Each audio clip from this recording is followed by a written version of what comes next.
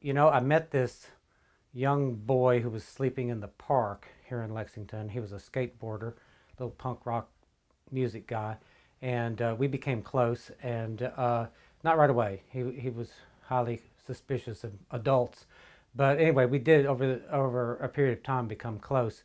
And he used to hang out with me a lot at my place. I was so worried about him because he lived life so recklessly, and he did drink a lot and do drugs. One time I took his ID card and I said, "Give me that card." And I took a piece of masking tape and put it on the back of it and wrote my phone number on there because I thought, you know, if that way, like, he would always have my phone number. And if anything happened to him, people would know who to call. So one night, my phone rang about, I guess it was about 3 in the morning.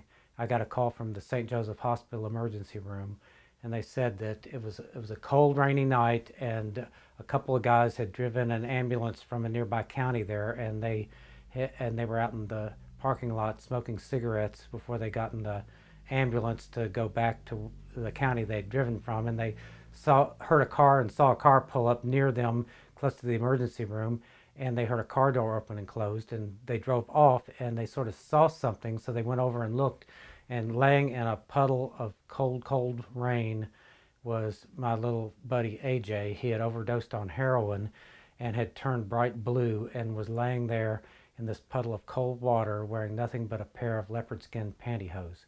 And when they rushed him in the emergency room, and when they cut the pantyhose off of him, in the foot of those pantyhose, they found his ID with that piece of masking tape on it with my phone number, and called me and told me he was in the ER. So I got up and rushed to the ER, and miraculously he survived that overdose and was in the hospital for a while.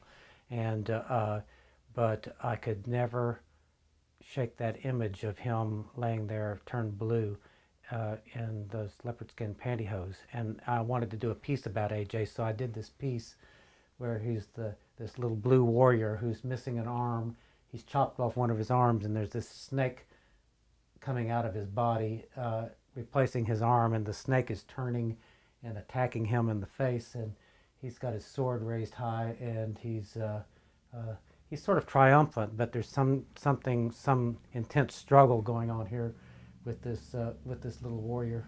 And AJ always wore a chain around his neck with a little padlock on it, and at the emergency room, they have to strip you totally bare. So they took a big chomper and chopped off that chain and padlock.